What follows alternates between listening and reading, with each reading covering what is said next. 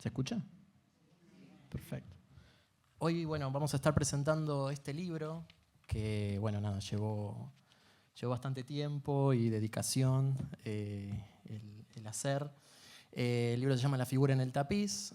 Es un libro que reúne gran parte de los textos teóricos y ensayos que escribió, acá que lo tengo, a mi derecha, Emilio Bernini.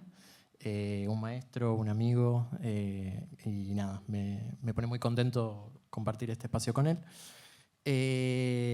Mi nombre es Santiago Marinia, yo hice el trabajo de edición del libro, la selección, la organización, y es un poco de lo que vamos a hablar. Después acá a mi derecha también lo tengo a Tomás Binder. Tomás Binder es crítico de cine, investigador de cine y filosofía del arte, miembro del Consejo Editor de Kilómetro 111 y docente en la maestría de cine documental de la Universidad del Cine, donde dirige junto a Emilio Bernini el grupo de investigación en torno a las filosofías postmarxistas del cine. Conduce La Llamada Fatal, podcast de conversaciones sobre cine argentino, que recomendamos. Y acá a mi izquierda la tenemos a Lucía Salas. Lucía es crítica de cine, programadora, es una de las editoras de la revista La Vida Útil, revista que organiza la Semana Mundial de la Cinefilia. Estudió diseño de imagen y sonido en la UBA, Aesthetics and Politics en el California Institute of the Arts y actualmente es doctorada en comunicación cinema por parte de la Universidad Pompeu Fabra. Bueno, nada, ellos nos van a estar acompañando acá en la presentación. ¿Se puede sacar acá? Yo tengo miedo que se moje tu libro. Sí, es muy probable. Ahí va, pará, me corro ahí. Sí.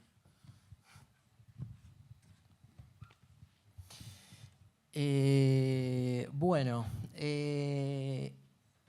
La figura en el tapiz es un proyecto que comenzó hace aproximadamente un poco más de un año. La idea surgió en uno de los múltiples encuentros que teníamos con Emilio después de terminar las clases. Yo doy clases con él en la Universidad del Cine, en la materia de historia del cine argentino y latinoamericano. Gran parte de estos textos, de alguna manera las ideas que rodean estos textos provienen de esas clases, provienen de esas intervenciones, ¿no?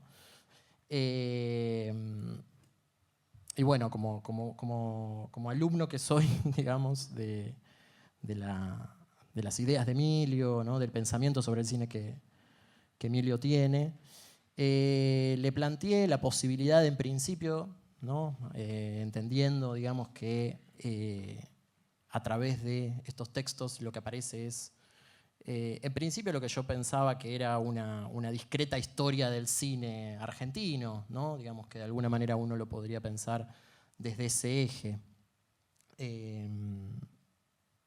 Eso fue un poco el punto de partida, ¿no? Emilio se entusiasmó, digamos, con esa idea.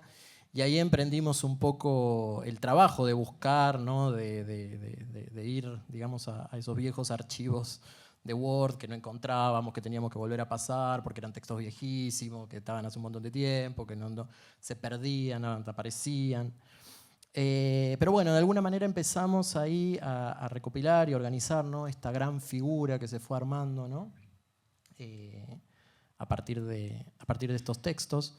Un poco de, digamos, la idea de historia del cine empezó a quedar un poco de forma lateral, porque al mismo tiempo Emilio no solo tiene textos sobre cine argentino, sino que el cine latinoamericano es otra de sus campos, digamos, de saber. Y en ese sentido, bueno, era un poco pensar cómo organizarlo, ¿no? Este libro, ¿no? Algo que parecía en principio algo muy claro. Bueno, de pronto empezó a encontrar ciertas dificultades en ese sentido, ¿no? A ver cómo pensar esto, ¿no? Cómo organizar esta amalgama de textos, ¿no? Cuáles dejar, ¿no? Cuáles sacar. Muchos de estos textos se habían publicado en los números de la mítica revista Kilómetro 111, números que ya, digamos, los primeros números hace mucho ya que no se puede conseguir, si bien son textos que ya forman parte de la academia de una manera muy muy asentada, ¿no?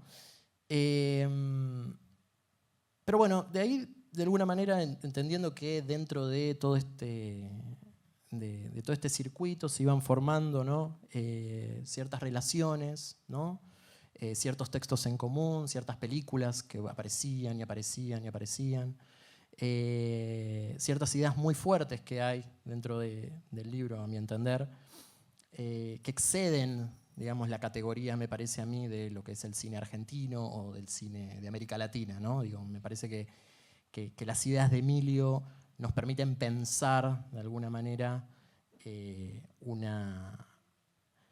cine en su totalidad, ¿no? Y ahí empezó a aparecer también ciertas cuestiones en torno a la literatura, ¿no? Que, digamos, es otro de los campos de expertise, digamos, de Emilio, ¿no? Digamos, las relaciones que el cine establece con la literatura, ¿no? Digamos, cómo esos lenguajes de alguna manera comienzan a relacionarse, ¿no? Cómo, digamos, se relacionan de una manera en lo que es el periodo clásico del cine argentino, qué es lo que pasa ya acercándonos a la modernidad, cómo los cineastas se relacionan con los escritores y con los textos propiamente dichos. Entonces, digo, la literatura ahí empezó a aparecer como una cuestión muy fuerte. Y luego, ya digamos algo más relacionado a la contemporaneidad, ¿no? Empiezan a aparecer otro tipo de formatos, ¿no? Que exceden la categoría de cine, ¿no? Digamos, y ahí me parece que entra la cuestión del audiovisual, ¿no? Porque el libro se titula La figura en el tapiz, estudios sobre cine, audiovisual y literatura. Y en ese sentido me parece que, bueno, un fenómeno que Emilio que abordó, por ejemplo, dentro de otros, es la cuestión de las series, ¿no? La idea de la hipernarratividad, ¿no? Digamos, que conlleva la cuestión de las series. Entonces, en ese sentido, bueno, encontramos una forma de organizar el libro, ¿no? En estas 4 partes, ¿sí? Que están muy relacionadas a la vez con la forma en la que nosotros abordamos la historia del cine argentino y latinoamericano en la materia, ¿no? Me parece que es un poco... eso ha servido de eje y me parece que nada, el resultado me parece que fue muy bueno. Y en ese sentido, las 4 partes, ¿no? Tenemos después del cine contra el cine, ¿no? Donde de alguna manera intentamos organizar un poco estas experiencias ligadas a lo que en líneas generales uno podría llamar el post-cine, ¿sí? El cine después del cine, ¿no? Cuando el cine migra hacia las formas instalativas, ¿no? ¿Qué pasa con el cine que viene de alguna manera de la tradición experimental? Bueno, cómo eso repercute, ¿no? en el audiovisual contemporáneo. Luego, viene la parte del tratado de lo contemporáneo, ¿no? Donde de alguna manera intentamos reunir esas experiencias, fundamentalmente del principio de los 2000, ¿no? Digo, ahí el nuevo cine argentino cobra un papel muy relevante, ¿no? en lo que es esa parte del libro. Entender cuáles son las formas, ¿no? En las que uno puede pensar el audiovisual contemporáneo, ¿no? Luego, quizás la parte que a mí más me emocionaba, que era la tercera, ¿no? Que es Estéticas y Políticas de la Gran División, digo, retomando un poco ese texto tan citado ya de Andrea Huizen, ¿no? Después de la Gran División. Digo, es una forma que encontramos de pensar, bueno, digo, cómo de alguna manera el cine en su estadio moderno, ¿no? Digo, deviene distintos tipos de imágenes, ¿no? Digo, la forma experimental, la forma de la vanguardia, la forma modernista propiamente dicha, ¿no?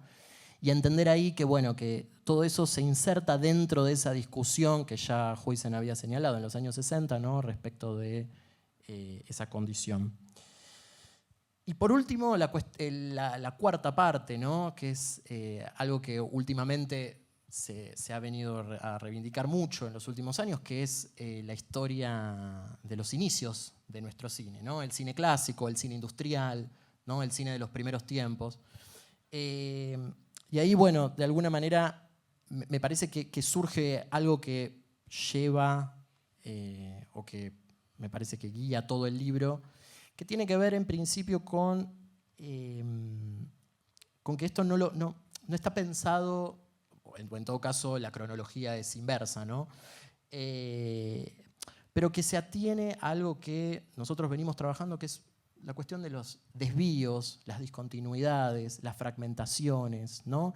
Que en cada etapa quizás no hay solamente una forma de pensar, ¿no?, todas estas experiencias, ¿no?, algo que englobe a todas estas experiencias, sino que hay que pensarlo más desde la fragmentación, desde las discontinuidades.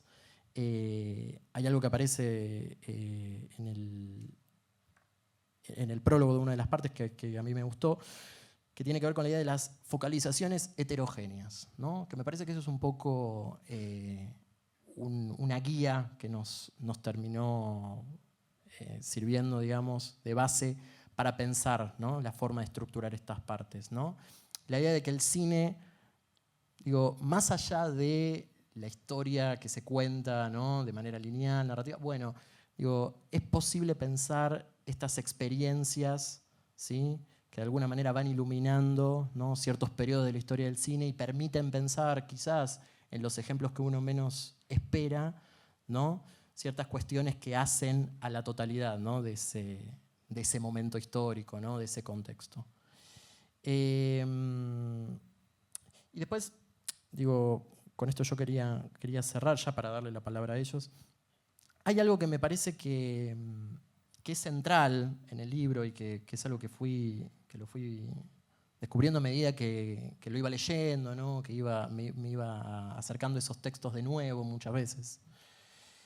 Que tiene que ver con el problema del modernismo, ¿no?, me parece, ¿no? Digo, para la teoría del cine que Emilio ha desarrollado, me parece que la cuestión de la modernidad en el cine es un eje que permite, de alguna manera, ir discutiendo, ¿no?, en los distintos periodos, ¿no? Pensar el cine clásico, ¿no?, como aquello que se distancia, ¿no?, o como aquello de lo que el cine moderno se quiso distanciar previamente, ¿no?, en ese sentido de los géneros, ¿no?, o las formas nuevas que aparecen de los géneros, ¿no?, cómo el cine contemporáneo retoma y al mismo tiempo se distancia y rechaza, ¿no?, la imagen moderna, ¿no? Hay una tensión muy, muy particular con eso. Entonces, me parece que es algo que no sé si se mencionará, pero era algo que yo quería señalar, ¿no? Me parece que ahí el modernismo traza, ¿no?, el cine moderno traza ahí un problema casi del orden epistémico, podríamos decir, ¿no?, respecto de cómo concebir los modos de la imagen. Y que, bueno, me parece que atraviesa la totalidad del libro y espero que lo puedan disfrutar.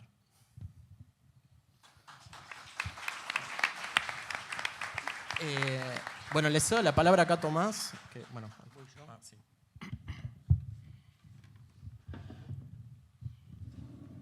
Hola. Bueno, gracias Emilio por pedirme que hable en la presentación de este tan esperado libro. Estoy muy contento de estar acá. Bueno, yo escribí algo y voy a leer lo que escribí. Les pido perdón por eso. Voy a leer de todos modos lentamente, así que espero que no sea un problema. A ver, ¿cómo hacemos? Así. Bueno, yo querría empezar por el principio, por la primera sección del libro, que en términos históricos, cronológicos, se ocupa en realidad de la última de las, llamémoslas así, edades de la imagen. La primera sección de La figura en el tapiz se titula Después del cine contra el cine, y el primer texto se llama Salir del cine, devenir y mutaciones de las imágenes. Con lo cual, como señalan Edgardo Pigoli y Román Cetón en su prólogo, el libro está organizado al modo de un largo flashback. Empieza por el presente y se remonta al pasado. Empieza por el final, diríamos. Por eso, en términos de edición, es decir, de montaje, la primera pregunta que querría plantear es ¿por qué empezar por el final? ¿Por qué empezar saliendo del cine, después del cine, antes incluso de haber entrado a él? ¿Por qué no empezar, por ejemplo, con el texto sobre los años fundacionales del cine mudo argentino? o cine silente, como le gusta decir a Emilio. Pienso, por supuesto, en Tres imaginarios para el cine, que no solo es el primero, que no solo no es el primero, sino que es además el último de los ensayos del libro. Una explicación posible, pero errada, sería la de la teleología, es decir, la decisión de empezar por el final supondría la tesis de que en el comienzo, agazapadas, están las causas finales de un largo proceso. Por lo tanto, la idea de que este salir del cine sería después de todo, o antes que nada, el telos de una historia del cine predestinada a una progresiva disgregación o diseminación. De algún modo, entonces, un telos apocalíptico. Pero decía que la explicación teleológica es, por supuesto, errada, dado que en ninguno de los textos de Emilio se sugieren modelos históricos o historiográficos totalizantes, dado también que en ninguno de los textos de Emilio aparece tampoco el tono lúgubre de un final inevitable o anunciado. Es más, ni siquiera se trata aquí de un final, ni se sugiere que ese final de existir sería merecedor de un lamento. Sin embargo, no deja de haber en este comienzo una suerte de epifanía retrospectiva, cuando Emilio afirma en las últimas líneas de este primer ensayo, no una teleología, pero sí el esbozo, digamos así, de una verdad subyacente a la historia del cine. En las últimas páginas de este primer ensayo leemos, y ahora cito, que la historia del cine no puede ya considerarse desde el modelo de la ruptura, sino como un juego de metamorfosis y de mutaciones que es preciso tener en cuenta ahora que el cine ya ha dejado de fundarse ontológicamente para volverse, como siempre ha sido, una serie de fenómenos discontinuos, heterogéneos y sin finalidad. Quiero subrayar ese como siempre ha sido. Es decir, que el salir del cine, que define a la contemporaneidad del audiovisual, la disgregación de las imágenes en las videoinstalaciones o el arte digital, habría expuesto una verdad que estuvo siempre allí, por fuera de cualquier determinación ontológica, esperando el momento de su manifestación. En este mismo sentido, Emilio toma una idea de Éric Boulleau, ese mismo ensayo, para decir que la historia del cine debe pensarse de acuerdo a la lógica temporal del futuro anterior, es decir, nuestro futuro compuesto. Lo que le importa a Boulleau del futuro anterior es que expresa un falso futuro como cumplido. Es decir, da por hecho un futuro que en rigor todavía no ha sucedido y lo da por hecho en función de un futuro ulterior. Un ejemplo, habré terminado de corregir este texto cuando esté frente al auditorio. En cualquier caso, lo que le interesa a Emilio de la historia propuesta por Boulleau es el modo en que impone para el presente de la imagen lo que él llama una torsión temporal. El hecho de que solicita que se piense el presente de la imagen desde promesas anteriores que podrían o no haberse realizado. En otras palabras, a Emilio parece importarle el carácter precario, quizá tentativo, como mucho hipotético, de cualquier relato de origen. Por eso nos habla también del retorno paradójico a un origen sustraído. Con lo cual tenemos, por un lado, la tesis de una discontinuidad y una heterogeneidad, digamos así, estructurales, y por otro, la voluntad de pensar esas heterogeneidades desde un origen sustraído. Pero ¿cuál es, me pregunto, ese origen? ¿Sustraído cuándo y cómo? Y sobre todo, me pregunto si existió como tal. Preguntar por el origen sustraído implica preguntar también por lo que es a todas luces la lógica más insistente en estos ensayos y sobre todo en las dos primeras secciones de la figura en el tapiz. Pienso en la lógica de la posterioridad, porque es notorio y notable cómo una y otra vez reaparece en la escritura de Emilio el prefijo pos. En estos textos se habla del poscine, del posespectador, de lo posdocumental, de lo posautoral y de la posficción, pero también de lo que está después de la figura del testigo o de la potencia del registro o del registro del acontecimiento. Dejo por ahora planteada esta serie y con ella la pregunta por el sentido de esta obstinación de Bernini por la posterioridad. En cualquier caso, la pregunta por lo que viene después ha sido siempre una preocupación central para Emilio, al menos desde aquel número de Kilómetro 111 que planteó, por primera vez en la Argentina quizá, la pregunta respecto del cine contemporáneo, el número 4 de 2003. Para aquella ocasión, Emilio escribió un proyecto inconcluso, que es su gran intervención respecto del cine argentino de los 90 y que por supuesto es parte de la figura en el tapiz. Un ensayo que no deja de ser representativo 20 años después de su pensamiento sobre el cine. Incluso hay allí tesis o conceptos, figuras, habría que decir, que por momentos vuelven en textos más recientes. De este ensayo quiero retomar dos preguntas. La primera es la pregunta por el autor y en particular por la naturaleza de un cine post-autoral, aunque aquí todavía Emilio no lo dice de este modo. Emilio piensa el ocaso de la figura del autor, o en todo caso su redefinición, a partir de una serie de desplazamientos. Por un lado, describe la relación que los autores del nuevo cine habrían tenido con la televisión. A diferencia de los cineastas modernos de la generación del 60, los nuevos cineastas, dice, se definen por una cierta indiferencia respecto de la diversidad y especificidad de los medios. En pocas palabras, no habría habido ni impugnación ideológica ni negatividad formal respecto de los códigos televisivos. Digo al pasar que esta cuestión reaparece, además, en otro ensayo reciente en relación a la integración de los cineastas a la lógica productiva de las series televisivas.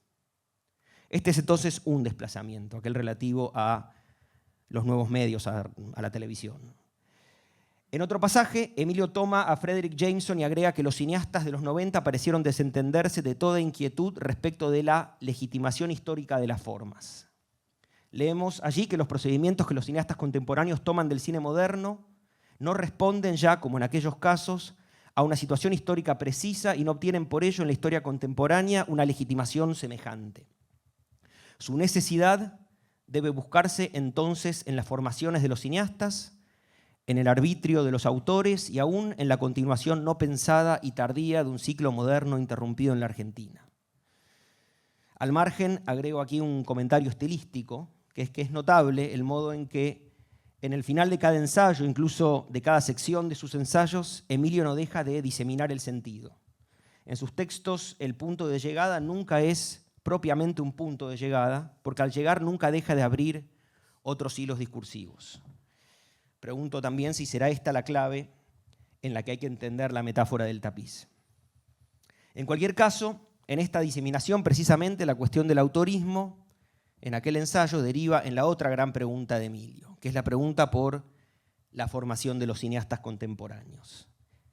Muy tempranamente, Bernini pone la mirada en algo a lo que no muchos prestan atención y que él conoce bien: el aprendizaje del cine en las universidades, pero también en los festivales internacionales. Es decir, piensa el cine, y todavía lo hace, piensa la práctica de los cineastas partiendo de la pregunta por la cinefilia.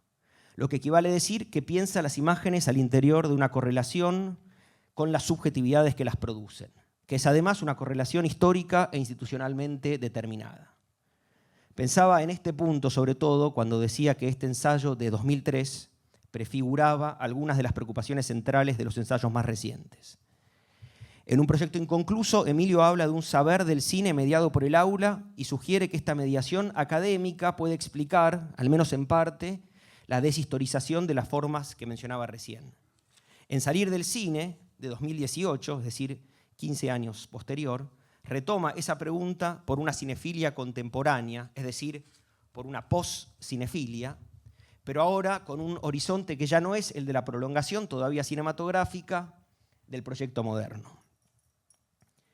Bien, antes de volver a aquel ensayo, aquel primer ensayo, reitero la pregunta del principio: ¿por qué empezar por el final? ¿Cuál es el futuro anterior que están traficando allí Bernini y Mariñas?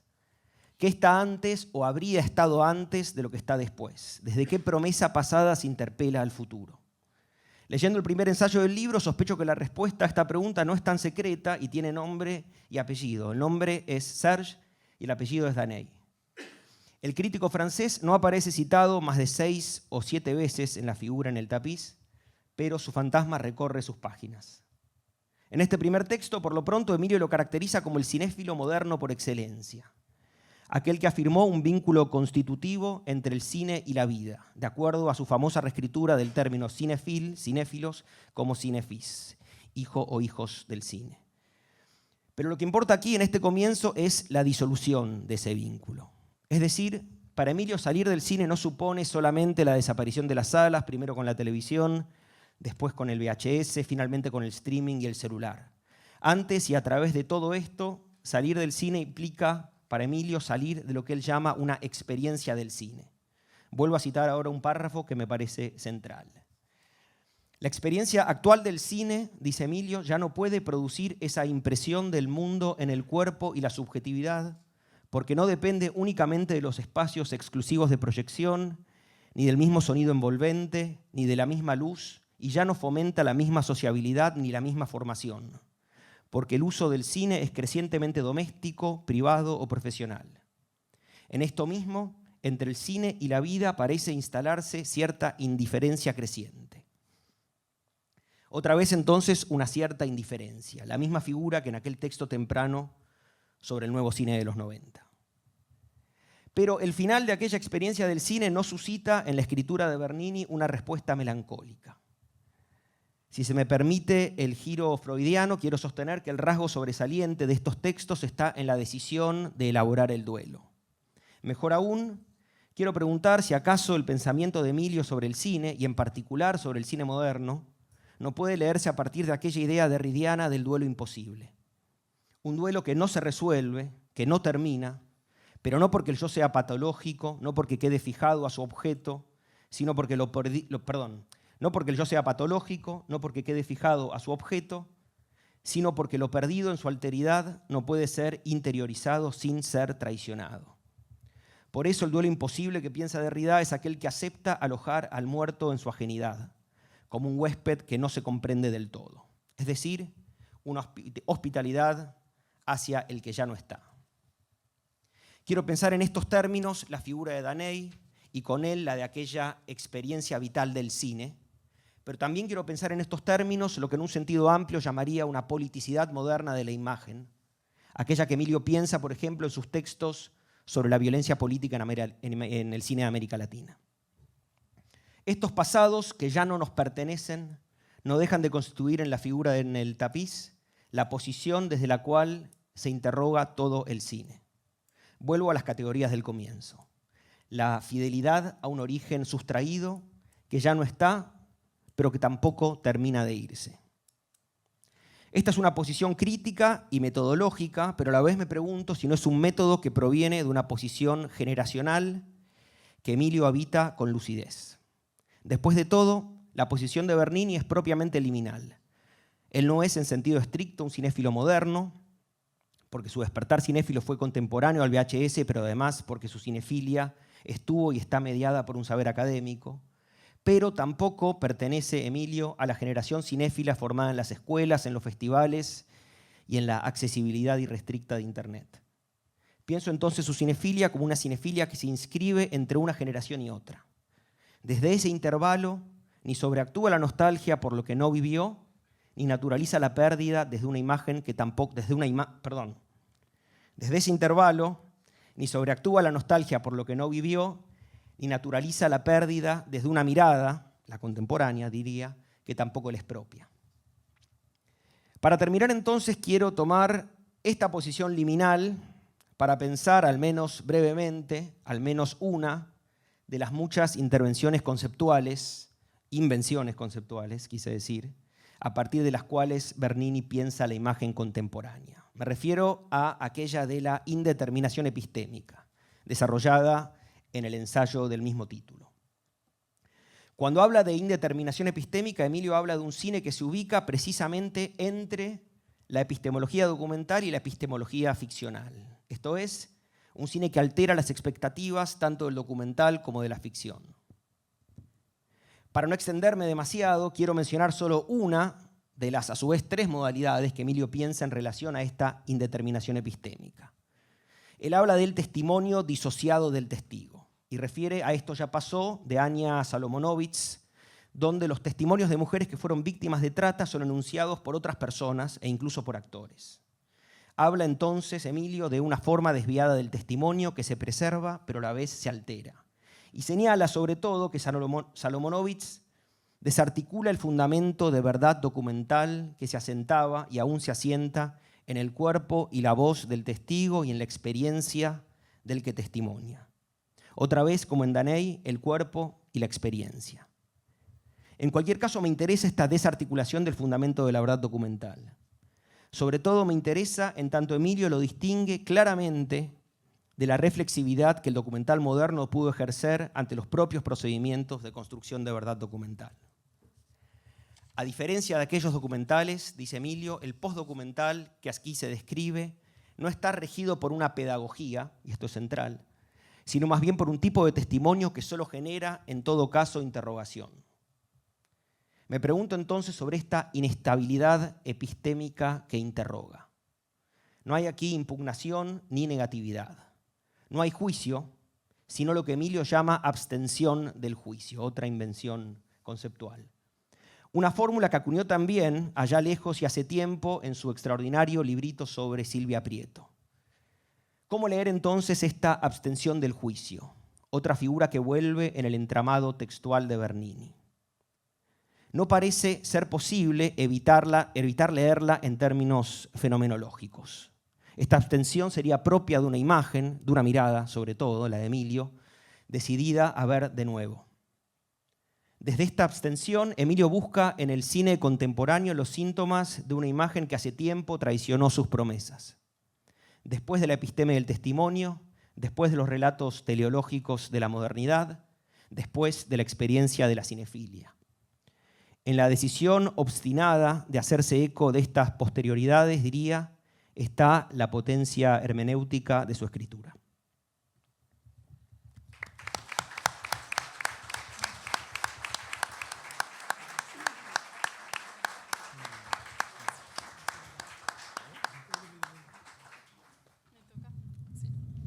Bueno, a mí me toca hablar un poco de las películas que van a ver, o quizás la película, esa sería mi primera pregunta para cuando conversemos después, si conversamos después. No sé si esto está planificado. Ya veremos. No sé si están al tanto, pero ahora cuando nosotros terminemos de hablar se van a proyectar una serie de películas o una película que hizo Emilio que se llama Ensayo para una figura.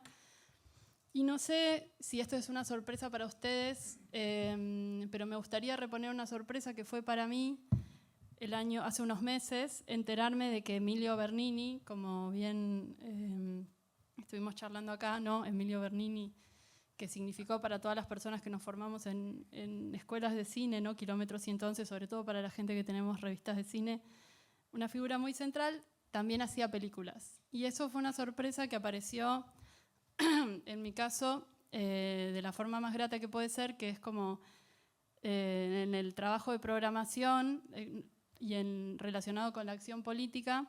Nosotros, un grupo de gente que organiza una acción política que tiene una forma de muestra de cine argentino que se llama Fuera de Campo, abrimos una convocatoria.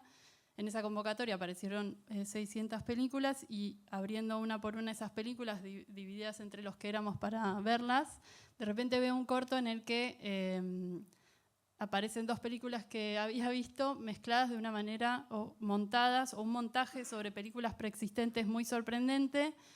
Entonces, a lo que yo digo, ¿pero quién hizo esto? Y cuando me fijo quién había hecho esto, había sido Emilio Bernini, ¿no? Y me parece muy interesante pensar en cómo es importante pensar que Emilio ahora hace películas y no cine, porque es bastante conocido en la historia de la escritura sobre cine esta idea de que escribir sobre cine es una manera de hacer cine por otros medios. Entonces Emilio de alguna manera en su escritura ya hacía cine, pero estas películas funcionan de una manera que creo que es al revés, ¿no? Como una manera de seguir escribiendo por otros medios. Y estos otros medios que van a ser el montaje, el ritmo, el collage. Y es una manera de seguir escribiendo, me parece, las películas que vamos a ver, que traspasan casi completamente las palabras, pero que tienen un efecto bastante similar al de las palabras. Y en este sentido hay unas pocas palabras que aparecen en las películas, que son los títulos, ¿no? Ensayo para una figura es el primero. Van a ver después 4 títulos. Y esas pocas palabras aparecen un poco como pequeñas coordenadas para que después la imagen y el sonido se apoderen del pensamiento, ¿no? Pero yo creo que lo que vamos a hacer es eso, ¿no? Como una prolongación de una idea de ensayo, por eso ensayo para una figura, imagino, pero cuyos materiales de escritura son la banda de imagen y la banda de sonido. El compendio corto se llama Ensayo para una figura y podríamos también pensarlo como un capítulo más de la figura del tapiz. Y es un poco imposible no pensar al ver la película y al estar acá rodeada de críticos y de compañeros que escriben, no pensar en el cuento largo o novela corta que le da título a este libro, que me da mucha curiosidad también saber qué pasó ahí, cómo apareció esto, que es un cuento de Henry James que se llama La figura del tapiz, que no sé si lo leyeron. Algunos me hacen así, no sé si hacer spoilers o no, pero bueno, La figura del tapiz, básicamente el protagonista es un crítico joven, un crítico literario, al que le encargan una reseña de un libro y escribe la reseña muy rápidamente, sale en una revista, ¿no? Con esa especie de como efervescencia de las primeras publicaciones, ¿no? De las primeras veces que publican. Es un hombre que ha publicado pocas cosas, ha publicado algunas cosas y ha ganado algún dinero, no mucho todavía. Y el fin de semana va a este es el mundo de Henry James, ¿no? Entonces la gente vive como en casas gigantes donde van los fines de semana a pasar ahí y ya juegan deportes ingleses y andan a caballo. Y entonces van ahí y se encuentra con que en la casa en la que él se queda el fin de semana está el escritor en cuestión del libro sobre el que él había escrito, ¿no? Y entonces hay toda una incógnita ahí entre si el hombre leyó o no leyó su crítica, que se devela negativa, y después el hombre lee la crítica y sin saber que es él quien la escribió, les estoy contando toda la novela, pero creo que es importante. Se devela que no le parece demasiado interesante y cuando el hombre se da cuenta que es ese joven el que la escribió, trata de reponer un poco la experiencia y de conversar acerca de eso y le explica que en realidad no le parece bien la reseña. Lo que le pasa es que hay algo que su obra tiene un secreto y ese secreto nadie lo devela en la escritura sobre su obra. Entonces hace 10 años que no lee nada sobre él mismo, buen ejercicio igual, porque, no lo sé, no debería decir esto como crítica de cine, pero bueno, porque nadie ha logrado develar ese secreto y ese secreto es de su obra lo que mayor placer le produce y es una especie de principio estructurante. Y entonces este joven obviamente se vuelve loco tratando de develar, hacer que esa figura emerja de ese tapiz, ¿no? Y entonces aparecen una serie de personajes que no les voy a contar, pero digamos, lo que pasa con el personaje del cuento es esa cosa que le pasa a cualquier persona que empieza a escribir sobre cine o que empieza a ver cine con cierto interés, que es eso que indica que, aparte de lo que está a la vista, es que ese objeto con esa forma viene a decir otra cosa, ¿no? Lo que le pasa a este joven es que se transforma en un lector obsesivo. Y yo creo que la escritura sobre cine, digamos, la certeza de que se puede estar todavía más cerca de la cosa, es lo que articula esta obsesión, ¿no? Y yo creo que tanto los ensayos del libro como los cortos de Emilio son un poco eso. Un paso más, cada ensayo es un paso y cada película es otro paso, estar un poco más cerca de la cosa sabiendo, porque ya hay cierta experiencia, de que siempre va a haber algo más, ¿no? Como que esa cosa es verdaderamente inagotable y que no se termina nunca, lamento decirles, por si son jóvenes, no se termina nunca. Los cortos que van a ver tienen como material principal de trabajo algunas películas de los cines latinoamericanos llamados nuevos cines o incluso algunos cines posteriores a esos nuevos cines, y trabaja con películas, pero dentro de ellas trabaja con imágenes concretas. Y este trabajo está hecho de muchas maneras. Como sé que hay muchos cinéfilos acá, en este recinto, les voy a hacer una advertencia.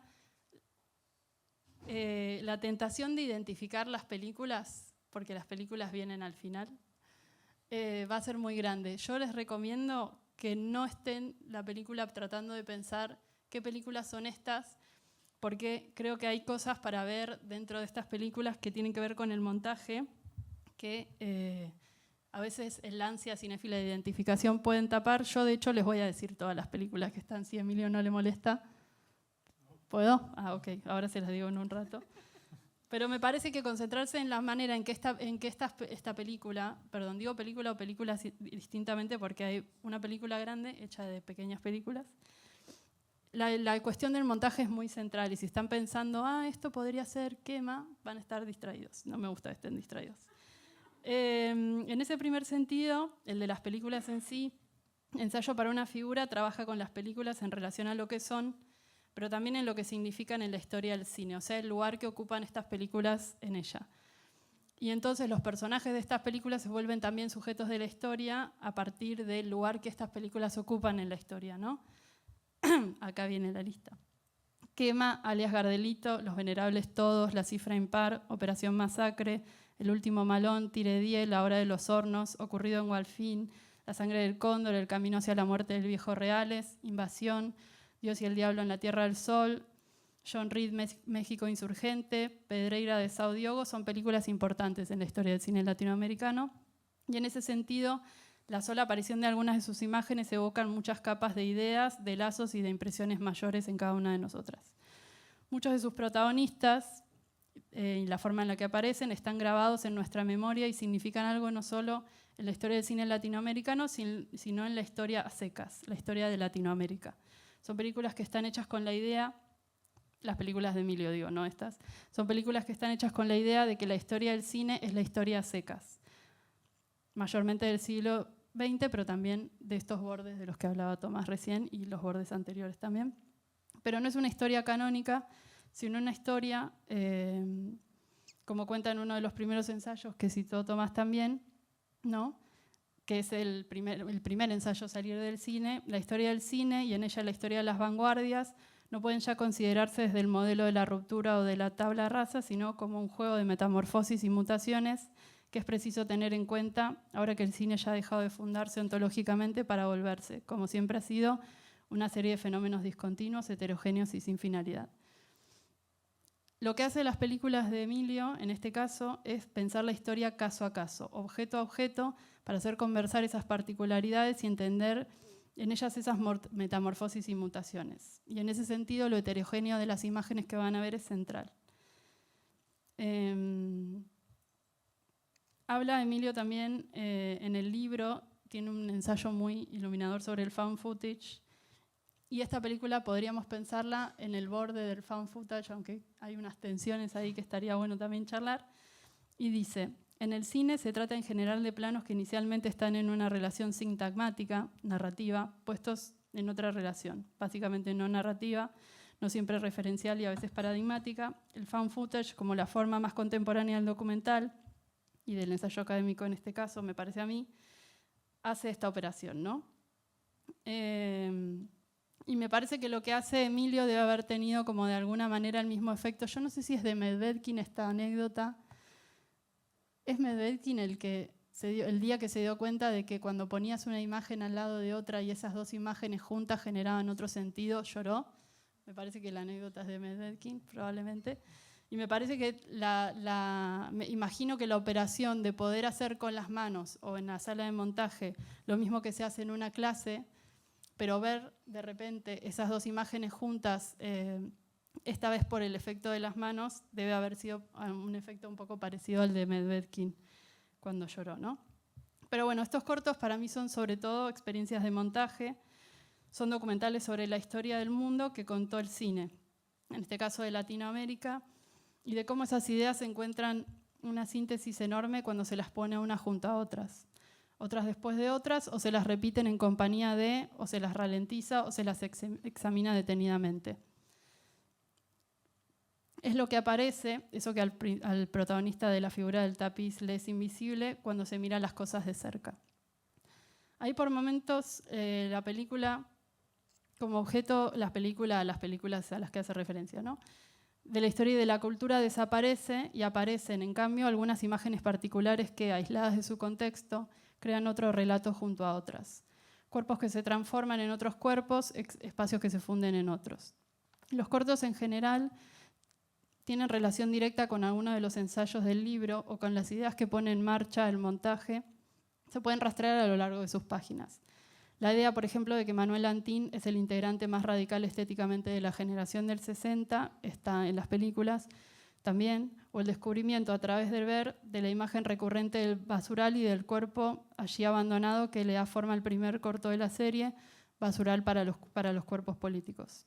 El inicio de eso puede leerse en uno de los ensayos, hacia 1973, Ficciones para la política. Voy a leer un pedacito.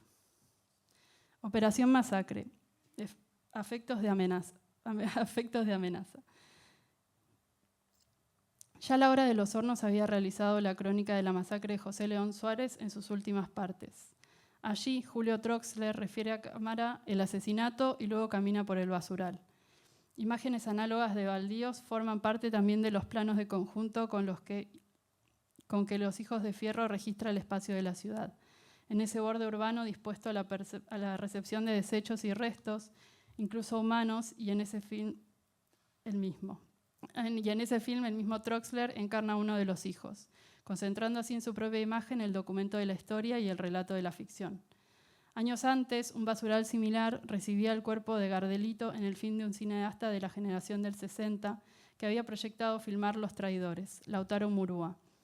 Otro semejante constituye El único espacio de quema, el cortometraje de Fisherman, un realizador que luego abandonaría por completo la estética aún cercana a cierto neorrealismo para experimentar con la imagen y hacer estallar la narración burguesa. Los basurales, en efecto, se presentan como lugar recurrente aún entre cineastas de tendencias distintas y posiciones políticas opuestas, con la misma insistencia pero sin la homogeneidad que solo tuvieron aquellos espacios ideológicos que el cine argentino clásico, el campo criollista y la ciudad impugnada desde valores anclados en el mundo rural. Esa persistencia de un espacio singular, borde y metáfora de la sociedad argentina, hace problemáticos al menos los cortes o periodos de los historiadores, porque semejante recurrencia parece responder a una extendida demanda moral de responsabilidad del cineasta que empieza con el cine moderno argentino y se politiza, junto a la esfera pública con la vanguardia política. Lo que van a ver a continuación es y no es una forma cinematográfica de estas palabras.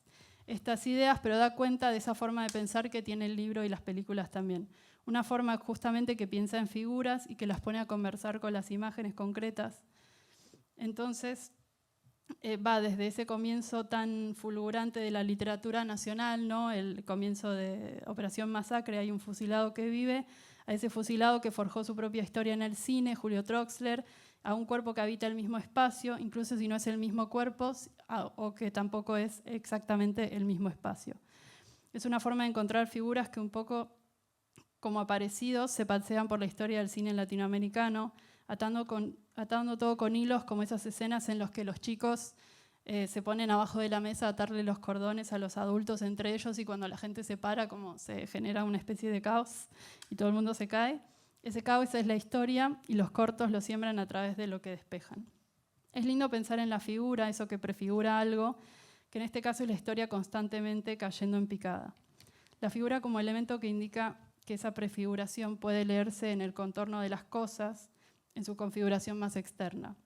En este caso, en la forma de los cuerpos, la velocidad de los movimientos internos y externos, y algo más allá que es el montaje, la forma en que los cortos piensan en estas figuras. O sea, piensan a la vez en las figuras, en esa trama secreta que hay entre las figuras de la historia, a la vez que inventan una nueva trama en el montaje.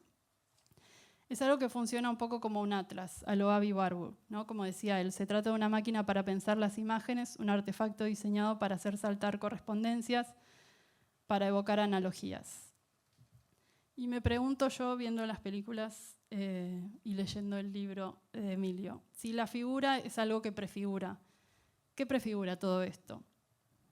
Yo no lo sé, quizás lo respondamos ahora, pero me parece que la idea que ronda todo esto es la idea de la revolución, como dicen los compañeros en el prólogo, que retoma directamente Bernini en el último corto que van a ver, La revolución es una huida hacia adelante, que es una frase de Sartre, que en su momento, cuando vimos la película en Fuera de Campo, nos había recordado otras frases que forman parte de la historia del cine, o más o menos a la historia de las imágenes que se relacionan como el cine, ¿no? Tanto a Warburg como a Marx vía Benjamin.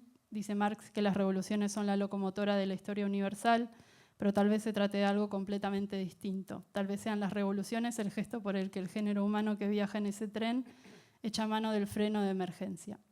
Y también nos recordaron a Mallarmé con Michelet vía Straub-Huillet, que en su película Toda revolución es una tirada de dados, hacen una lectura colectiva de Una tirada de dados jamás abolirá el azar.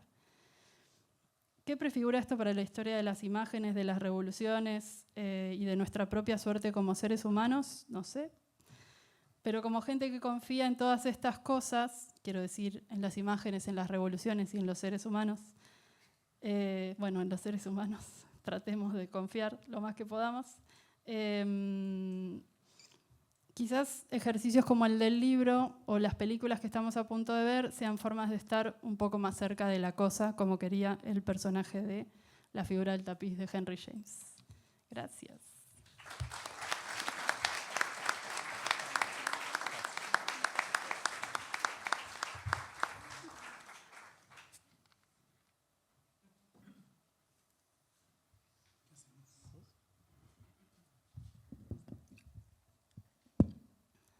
Bueno, creo que no tenemos mucho más tiempo, ¿no? No sé bien hasta cuándo tenemos tiempo. Lo primero que quiero es agradecer, sobre todo a Susana Chela, que se encargó de la gestión de este espacio y que lo hizo con una gran dedicación. Por otro lado, quiero agradecer la presencia de todas y todos ustedes. Me llena de alegría verlos y verlas acá. Por otro lado, quiero también celebrar este espacio, que habría que decir que es un espacio, hay que decir que es un espacio libre de fascismo y que este encuentro es un encuentro libre de fascismo en el momento en que estamos rodeados, acá y en todo el mundo. Lo que sigue ahora es la visión de los cortos. Yo tenía pensado decir algo sobre ellos, pero lo que ya dijo Lucía excede todo lo que yo puedo decir. Así que vamos con eso. Vamos con la visión de los cortos. Muchas gracias.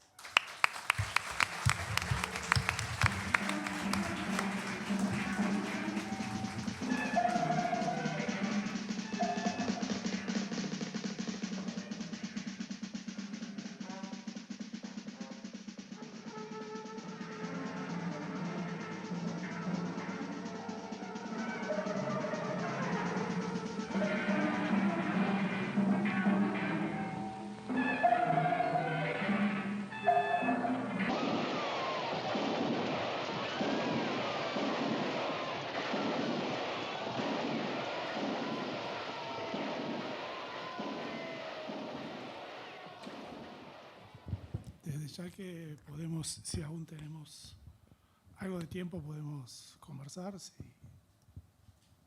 Tengo que decir también, agradecer a la editorial Taipei, que editó el libro. El libro está a la venta ahí.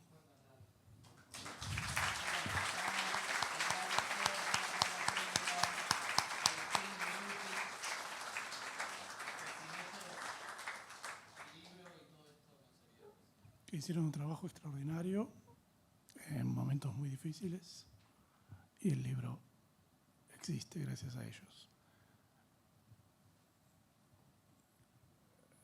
Yo tenía para decir, si quieren los escucho, yo tenía para decir que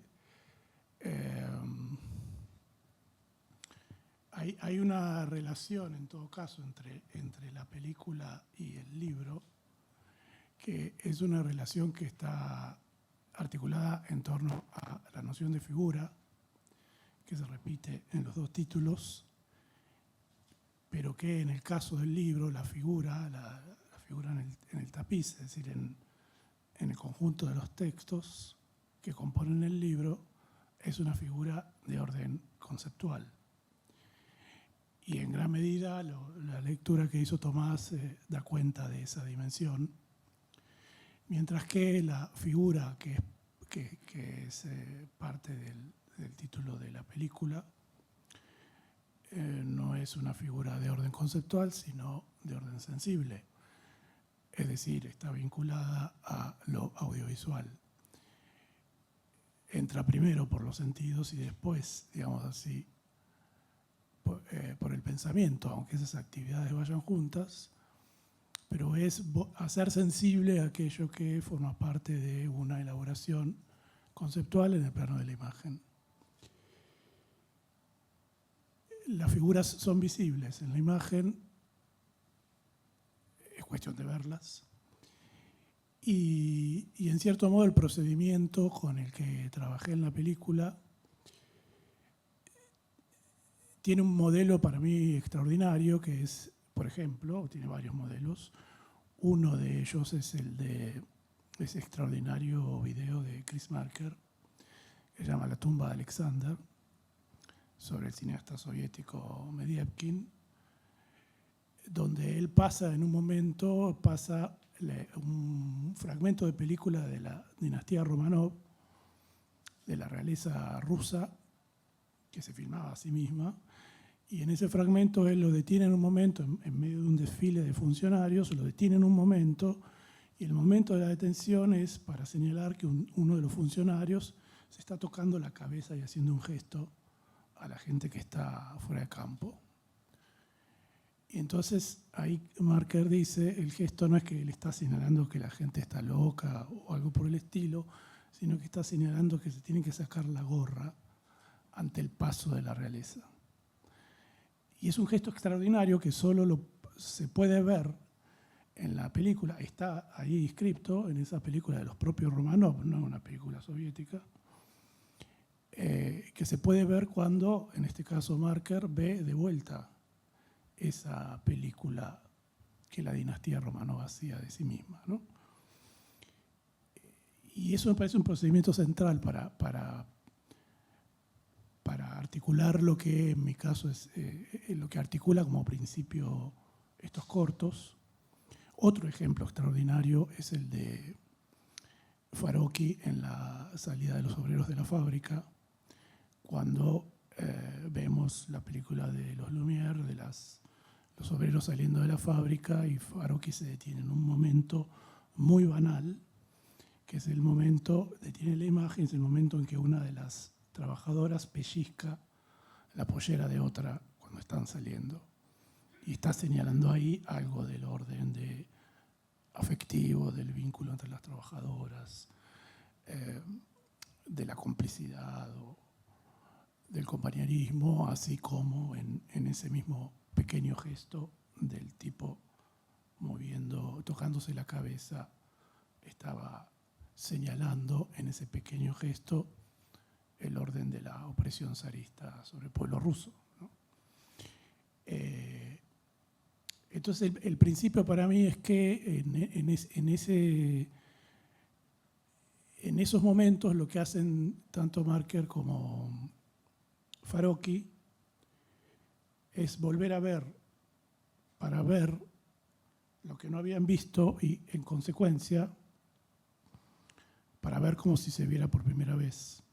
Mi idea es que ese volver a ver la imagen para trabajarla en función de encontrar una figura, en este caso, es ver por primera vez.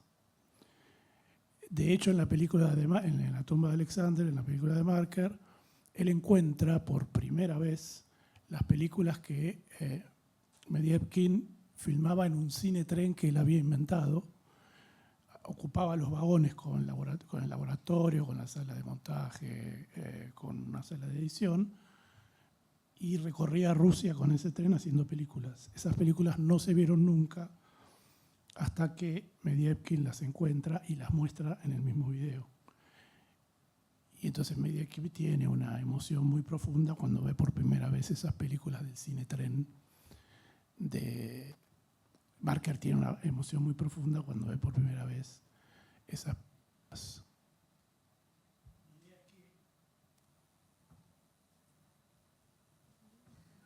Se terminó. No.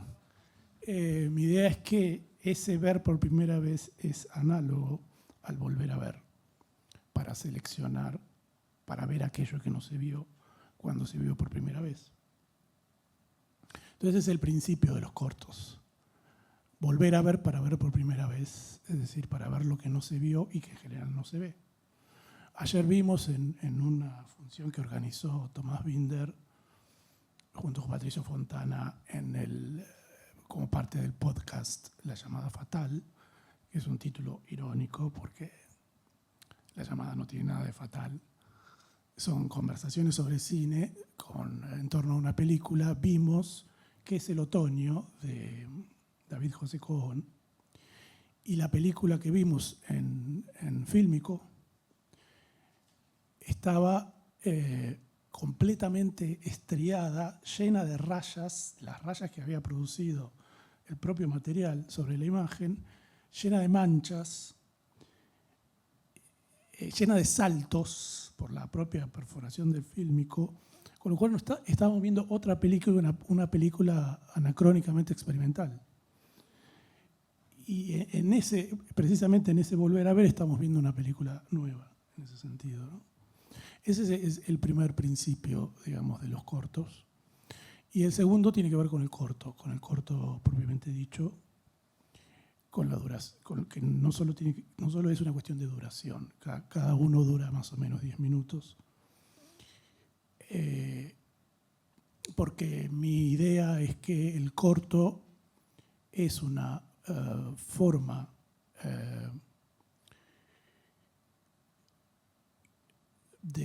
es una forma improductiva, es una forma completamente improductiva para la lógica del mercado del audiovisual, ¿no? De hecho, los cortos no se programan solos, no se pueden ver cortos solos. Siempre dependen de algún tipo de programación conjunta de varios cortos, y eso hace que el corto en singular se convierta en otra cosa, de acuerdo a los cortos con que fue programado. El corto no se puede programar solo, no se puede comercializar. Es radicalmente improductivo y en general se lo hace o se lo usa en función de la ficción, el largo que se va a hacer después. Y en general los cortos son vistos en el sentido de lo que va a venir. Mi idea es que el corto tiene una lógica autónoma y que el corto es un modo de resistencia al largo o a la narratividad, que es el modo de dominación de la imagen hoy, ¿no? La hipernarratividad propia de las series de televisión y la narratividad de los largos que se programan en general. Parece que el corto hace un problema, plantea un problema con eso. Entonces, en ese sentido, la idea es trabajar los cortos en función de esa sustracción de la narratividad, de esos agujeros de sentido, de esa no transparencia, ¿no? Trabajar los cortos en este sentido. El corto tiene una estética propia y es un modo de plantear otro tipo de visibilidad frente a la visibilidad dominante, que es la de los largos, la de la lógica serial y a la serie de relatos audiovisuales dominantes propios de la hiperinformación de los medios de información. Entonces ubico ahí el corto, ese es mi segundo principio. De modo que lo que ustedes vieron está regido por esos dos principios. Y hay algo que es del orden de la figura, que es eso que hay que ver, que hay que encontrar de acuerdo al relato de Henry James, ¿no? Bueno, ¿qué les pareció?